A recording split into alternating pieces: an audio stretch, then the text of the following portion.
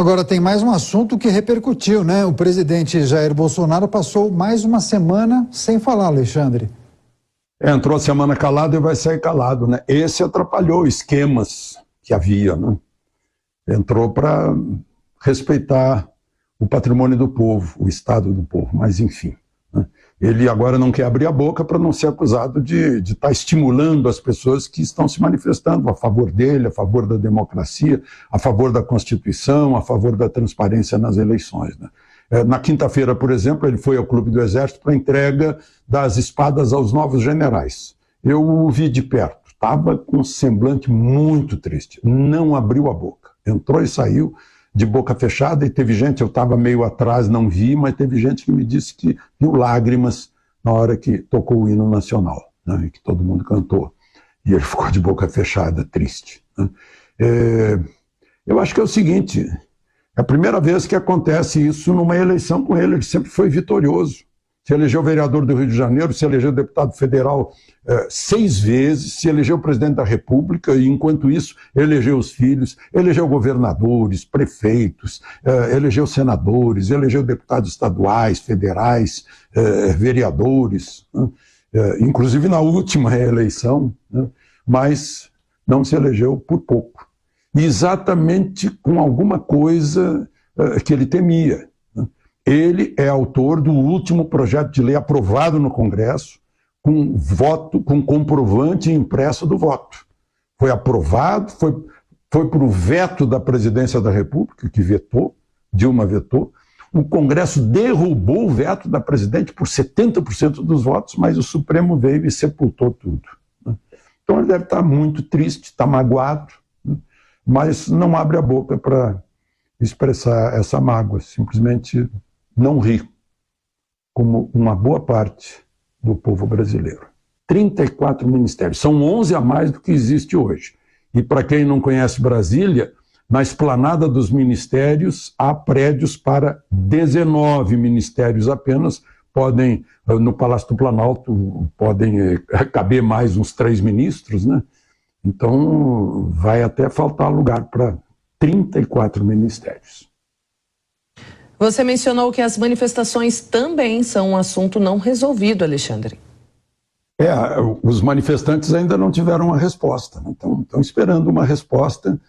São principalmente os destaques caminhoneiros, mulheres, indígenas, muitos indígenas. Eles foram para o Ministério da Defesa, fizeram manifestação na frente do Ministério da Defesa, na esplanada dos ministérios. E hoje entraram no aeroporto de Brasília com cartazes, pedindo ajuda para o mundo, contra violações à Constituição, né?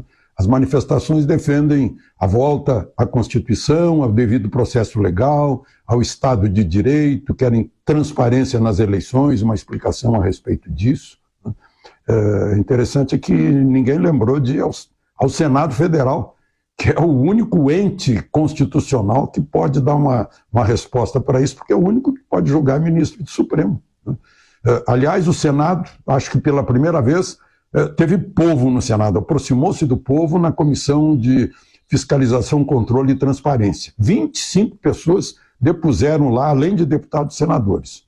São pessoas que trabalham nas redes sociais e que não recebem nada pelo seu trabalho, porque foram bloqueadas, foram censuradas.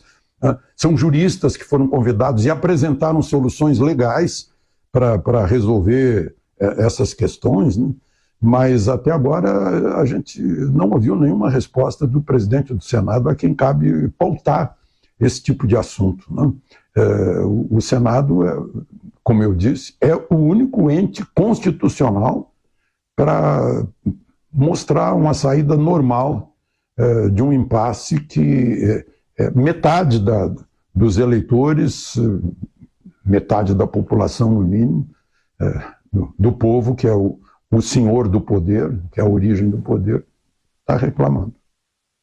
Pois é, Alexandre. Agora, no Senado, enquanto isso, parece haver movimentos justamente no sentido contrário a essas manifestações, não é?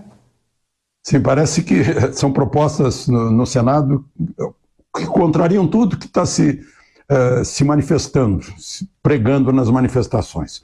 Por exemplo, chamaram o ministro Lewandowski como uma espécie assim, de consultor para mudar a lei do impeachment, né?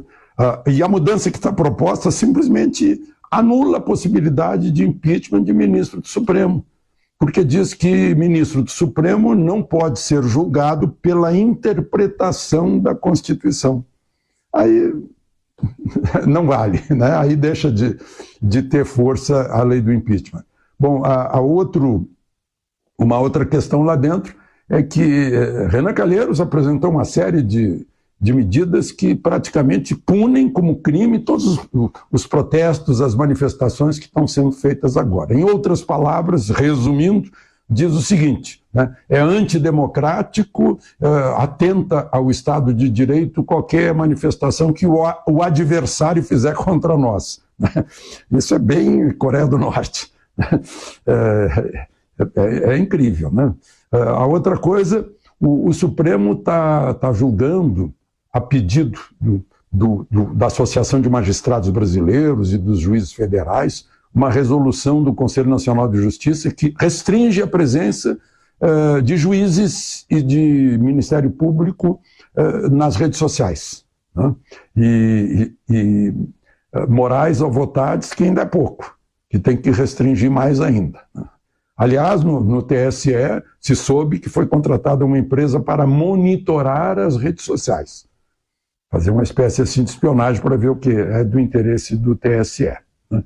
E para fechar com chave de chumbo tudo isso, a equipe de transição diz que tem que regulamentar as redes sociais e ainda criar uma secretaria para administrar isso, né? O pessoal está chamando de Ministério da Verdade, da ficção 1984 do George Orwell, que parece ter sido uma profecia em relação ao Brasil de hoje.